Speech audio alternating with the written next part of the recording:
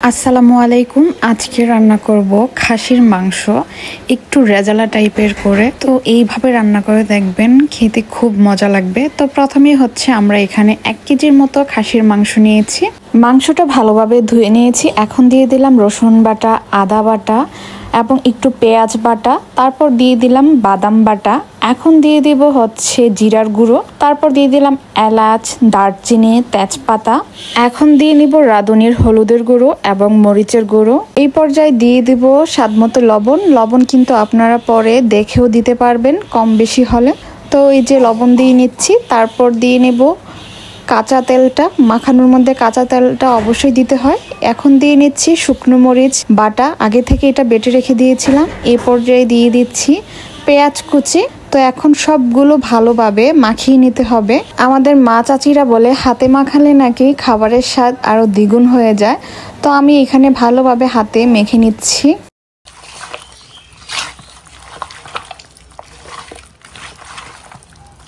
তো আমাদের মাংস মাখানো কিন্তু শেষ। এবার চুলায় বসানোর পালা। আর চুলায় হচ্ছে বসিয়ে দিয়েছি, একদম মিডিয়াম লো আছে। তো এখন হচ্ছে এটা ঘন ঘন নেড়ে দিতে হবে, মাংসটা ভালোভাবে কষিয়ে নিতে হবে। আর মাংসের কালারটা অনেক সুন্দর আসতেছে। তো আমার কিন্তু হচ্ছে এখনই অনেক ক্ষুধা লেগে যাচ্ছে যে কখন আমি খাসির মাংস দিয়ে ভাত খাবো। আসলে এইভাবে রান্না করলে অনেক বেশি মজা হয়, আপনারা বাসায় ট্রাই করে দেখতে পারেন।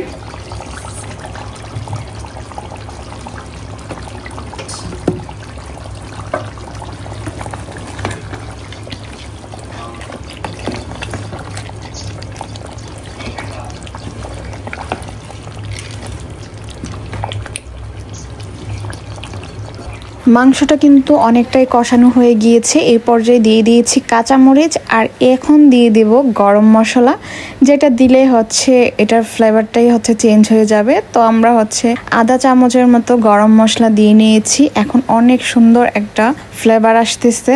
যেহেতু মাংসটা কষানো হয়ে গিয়েছে, এই পর্যায়ে দিয়ে দিব পরিমাণ মতো ঝোল। তো আমি কিন্তু পানিটা আগেই সিদ্ধ করে রেখে দিয়েছি। তো আমি এখানে গরম পানি ব্যবহার করেছি।